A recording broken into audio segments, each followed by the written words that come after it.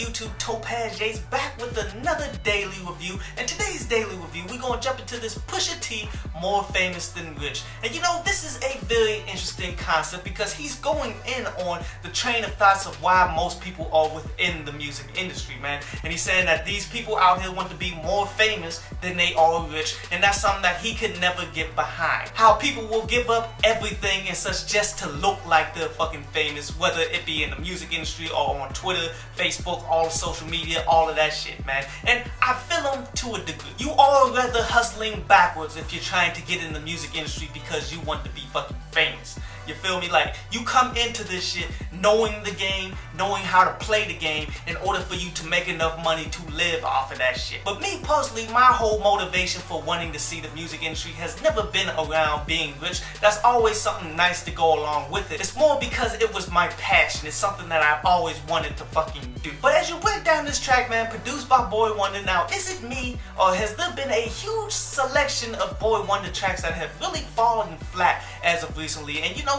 this wasn't that damn bad, but it wasn't that damn great either. Like, Boy Wonder is a really phenomenal producer. He just hasn't put out really phenomenal music as of late. And which this wasn't all bad, it just didn't fill up to the potential of what we've heard from him in the past, but it does kind of work for what Pusha T was doing. And what Pusha T was doing? He was just talking that shit, in which this is what I've always loved from fucking Pusha T. Bar after bar of talking shit with punchlines, man. Pretty damn awesome how he worked this. My biggest gripe of this entire project though would have been the hook, because I feel as though the Dream, you know, he did do most of the production work and such for the last project, which is one of the main reasons why I didn't like the last project. And he's at it again, man. I really just don't like the chemistry that they built up together. It hasn't really came out to great music, in which that hook alone drops this track down to a pretty decent listen. But really the main attraction to this is the lyric. Pusha T just spitting that shit. So definitely peep it out, but nothing much more than that. But this concludes today's review, man. And now we're gonna jump into a brief instrumental from underground producer Lazy Rider Beats before we take some of your questions.